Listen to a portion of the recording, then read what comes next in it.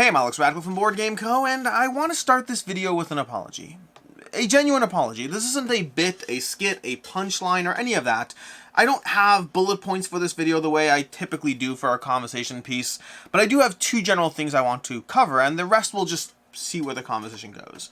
The first is I want to apologize, and then the second is I want to complain, and those two are related. And to be very clear, I'm not apologizing to you and complaining about you. I'm apologizing to you and complaining about, let's say, them for the sake of this conversation, although them is a complicated bit. This video is about, I don't know, marketing, FOMO, sales tactics in general. We've had videos about this in the past, and at times I've had videos where I defend companies for various practices that are there. A good example would be, fake funding goals. I have consistently said I don't like lying to your audience, but I also understand why fake funding goals exist. I understand that premise, or the reason they're there, and I think it's a harmless lie, a little white lie, and all those things. And there are other marketing practices. There are so many of them that have been around, and very often I've taken I understand why this might be bothersome to some people. Whatever that marketing practice is, whether it's stretch goals, whether stretch goals are real or not, whether it's, escalating pledges where it's like, oh, $100, but then it escalates slowly to $250 by the end of the campaign and it sucks you in. And many of these things over the years, I've acknowledged them as sales tactics. I've done full videos on them, but ultimately I've also been like, but also whatever. It's a sales tactic. It's harmless. It's not the end of the world. It is what it is. I've also done videos, especially recently. I did a very, not vitriolic, but impassioned video recently where I was complaining about the nature of VIP limited pledges, which is that little bit where a campaign on crowdfunding, and this, by the way, is a crowdfunding related video. I didn't tell you that. This is me complaining about sales tactics and crowdfunding while apologizing to you. But I did a video recently where I talked about those VIP limited pledges, that concept of, where a company says, oh, there's 17 pledges left at this price, and if you don't get one of these, you'll have to go ahead and get it at that other more expensive price. And then as soon as a bunch of people buy it, they add more pledges. So there's always a few pledges left. There's always a handful left. And you always have that sense of fear. And I went off on that video about the nature of how the entire concept is an ongoing repetitive lie to your audience. It is manipulative, it's a lie, it's not a harmless lie. It is FOMO without even the benefit of the thing, meaning the idea of stretch goals or Kickstarter, well, not stretch goals, the idea of Kickstarter exclusive content often is giving you the FOMO, but at least you're walking away with something. Versus that VIP limited pledges is effectively a lie. They incentivize and trigger the FOMO, but they're not even giving you anything. It is manipulative of your audience, and it's all done to increase your bottom line, but it's done at the cost of any sense of community or any reason why crowdfunding should exist. And I'll link to that video down below. It's 25 minutes of me ranting about the subject, and me basically being like, hey, every single time I ever see a company doing this, I will give them a hard time in my videos because I do not want to see this practice become the norm. I think it is a huge problem, and it just feels scummy. And then I'm back here today, complaining about something else that doesn't hit some of those check marks. It doesn't hit the same check marks, and yet I'm still upset and bothered by it, which is why we're going to be here and why I'm apologizing to you, because the concept of the thing we're talking about today, and I don't know, maybe I threw in the title of the video, I have no idea, but the thing we're talking about today is the idea, a new practice I've seen making the rounds, a new sales tactic, a new way to get you to separate you from your money with some degree of emotional manipulation, because it is emotional manipulation, but then again, so are other things that I've been okay with, hence the apology part. But the new thing going around is the idea that you pay for some form of early access. Meaning, you get some sort of email or Facebook ad or something, and you have to pay $1. Just $1. It's not a lot of money. Just pay $1. And you'll go ahead and get something that otherwise will cost you $10, $15 in the campaign. So basically, you're getting something that will cost you more, but if you pay $1 now, that way they can gather information, they can prep, they can mentally, they give you all these reasons as to why this is important. They have to go ahead and get some information from you, and it helps them better understand the audience, and in some way, some complete, utter garbage. I just want to be clear, complete and utter garbage. I welcome any single company, any company at all. If you want to go ahead and reach out to me and have a conversation and actually explain to me what degree your plans in any way change or adjust based on this fictional garbage you peddle your audience, by all means, I welcome the conversation. I'll post a formal update, an apology, whatever it is. I'll pin a comment to this video. I do not believe there's any reason for it other than the emotional manipulation. The idea is before the campaign ever goes live, it's a month before the campaign goes live, and you are being offered for the low price of $1 some form of early access content, and they benefit. It helps them, again, that helps the market research or the data or whatever it is, some garbage, okay? The reason for this, the actual reason, to get into sales tactics, logic, all these other things, the idea behind it is by getting you to spend $1 before you've ever backed the campaign, you are now mentally in the campaign at $1. You spent that $1 because this way you don't have to spend $10 or $15 for that other thing. But now, by the time the campaign goes on, you are mentally committed to $1. You could walk away from it. You could absolutely walk away from that $1, but people don't want to. You have spent money and now you feel invested. You're throwing good money after bad, and it's weird. The amount that $1 can hook you, it is weird. But it is true. You already spent the $1, and so now you're invested, and now you want to go ahead and get it. Will everyone go ahead and buy it? No. Some people will walk away. But the idea of it is by pushing you to spend that $1 before the campaign ever begins, they want you to effectively lock in your money to have that emotional investment. Now, this is not a totally new concept. We have seen this done in the past. It just seems to be picking up speed. Again, with other things. Sometimes you see things done, but this seems to be picking up speed. It seems to be becoming more common. It's the new way to emotionally hook you on a campaign. And this is something that also has parallels that I am more okay with. And again, we'll get to the apology part in a second. I just want to get full framework and all that. A good parallel would be, GameFound. This is very relevant as well, by the way. Keep in mind, I work for GameFound. Take that into account throughout all this. Although I am complaining about crowdfunding, so do what you want with that. But because it's not a Kickstarter problem, to be clear. There are companies that have done this on GameFound. It is not a GameFound-enabled system, but there are companies who have run campaigns on GameFound and done this. There have been companies who have run campaigns on Kickstarter and done this. But a parallel that you'd find on something like GameFound is the follow reward. GameFound has a follow reward where if you follow the campaign, boom, you locked in a $5 discount on something, or some miniature or promo, whatever it is. And that has the same degree of the emotional hook. It does. Personally, and again, we'll get to the apology in a second, personally, I'm okay with that because they're not asking you to give up money. They're asking you to click follow. There's no real loss at all. Your emotional investment is lower, and you're not giving up any money at all. So that 100% is a sales tactic. 100% it is still a tactic of, hey, boom, you've locked in that follow reward. You now have that extra, and now we've incentivized you to sign up for an email to get the thing. For whatever reason, my own personal lines feel that the monetary investment of $1 starts bordering on this continued escalation of manipulation. And this is where, let's start with the apology part now that I've given you enough framework of all the things happening. The apology part is the fact that, I don't know if this is old man Alex slowly just getting older and complaining and bitter. I don't know what the incentive or the reason is. I had a whole video on the last time as to why that crossed the line for me, why that was a bridge too far, and I stand by everything I said. This time is different. This time, past the garbage of them feeding you reasons why they need to gather that data, past that garbage, there's not a continuous lie. This is a marketing tactic. It's designed to try to hook you. It's not that different than a stretch goal or pledges that, I don't know, early birds or other things that try to incentivize you and push you into a sale. There are many sales tactics, meaning the other issue with the whole limited VIP pledges, that's FOMO without even the benefit of a reward. In this case, there's FOMO, but hey, you are getting that $10 to $15 item for $1, so they are giving you the reward. This falls more in hand with many other form of already accepted standard forms of emotional marketing manipulation we see in crowdfunding.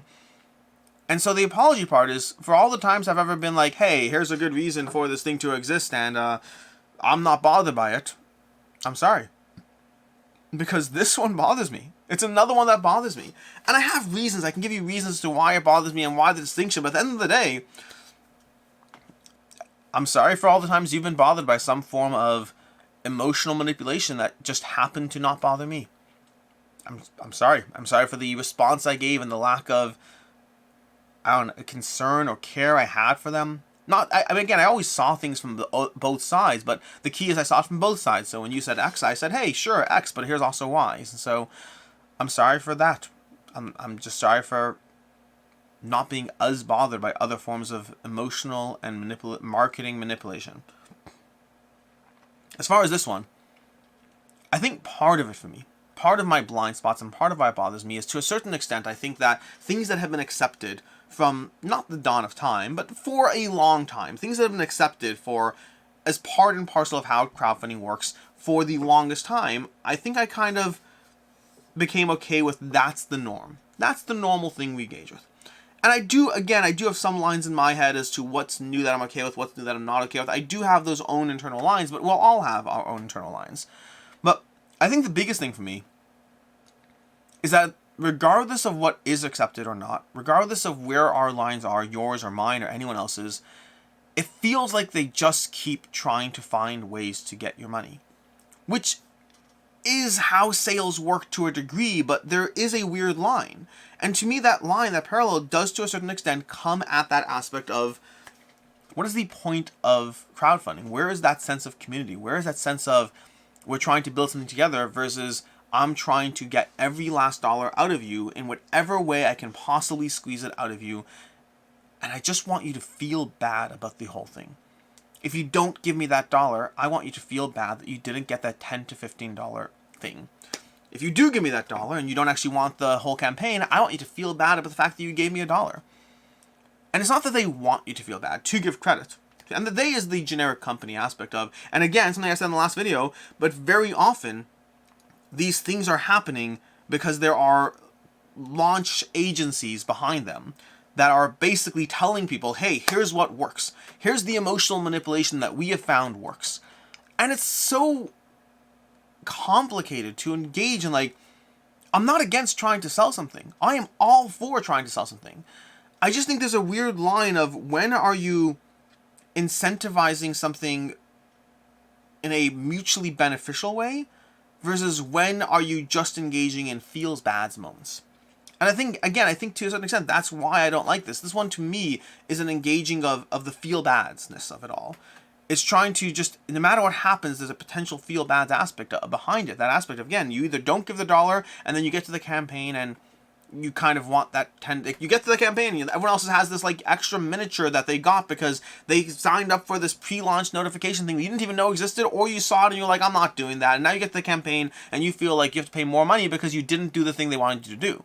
But if you do it, then now you're $1 into this campaign that you may have not even realized you didn't even want or care enough about it. I don't feel as strongly about this one as I do about the fake VIP limited pledges. That one is an outright ongoing lie.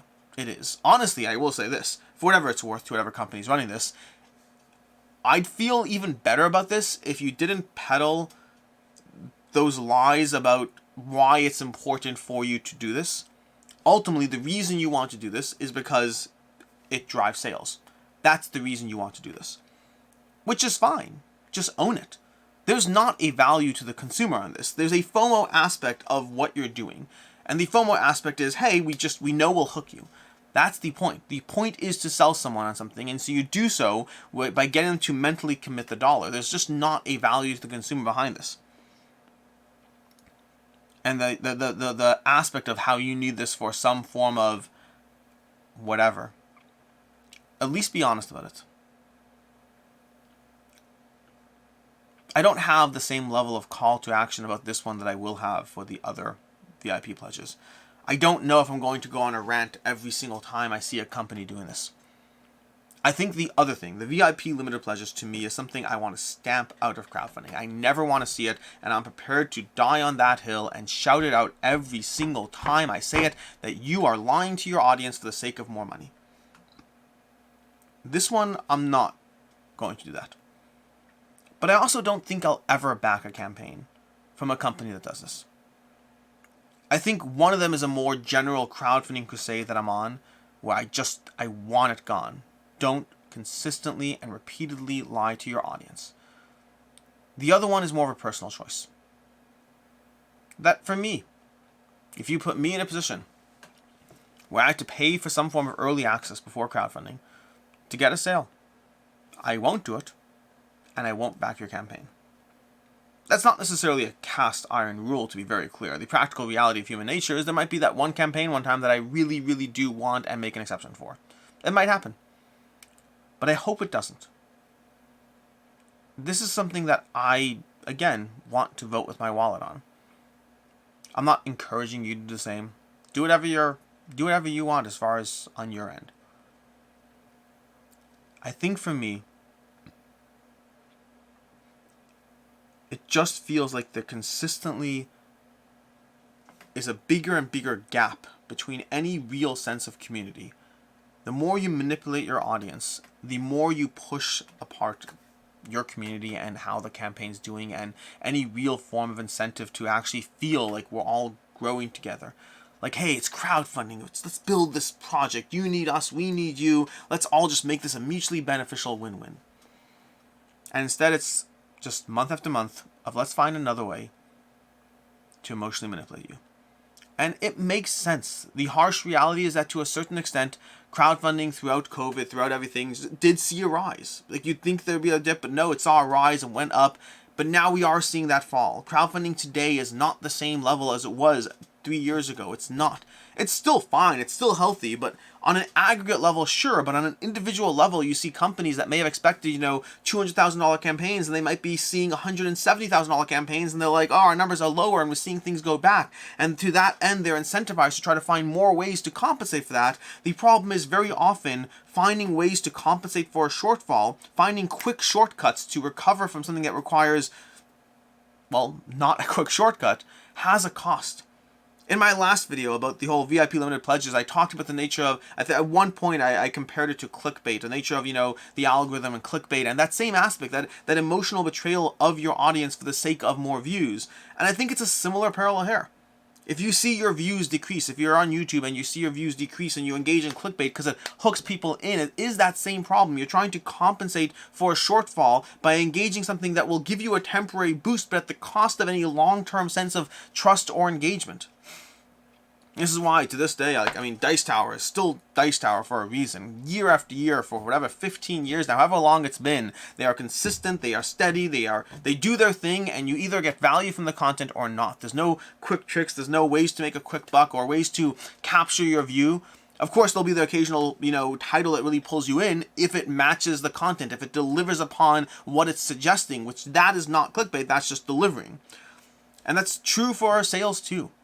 There are ways to engage in mutual win-wins. There are ways to engage in sales tactics that pull people in without making people feel bad. The most basic one is anytime you engage in Facebook ads, anytime you engage in any form of Google or Facebook ads, that is a marketing tactic. They are trying to put that thing in front. They're trying to put that thing in front of your eyes as far as how many people will see that thing, because if you don't see the thing, then you don't know it exists and you can't buy the thing. So let's spend money to make sure you see the thing so that you buy the thing. That's an easy win-win. It doesn't put people into the... Now, don't get me wrong. There's no such thing as a completely victimless concept. The practical reality is you'll see people who are like, I get too many ads for this game, so I'm upset at it. You will see people who fall in that category. And again, this goes back to the aspect of everyone will have their own line. You might be frustrated you're getting too many ads for that thing. So first of all, by the way, if you're on Facebook, you can click, don't show me more of this ad. So you do have that option. You're saving the company money too, so that's a win-win in that sense. But I do understand that every form of sales tactic will have someone who gets some degree of feel bad.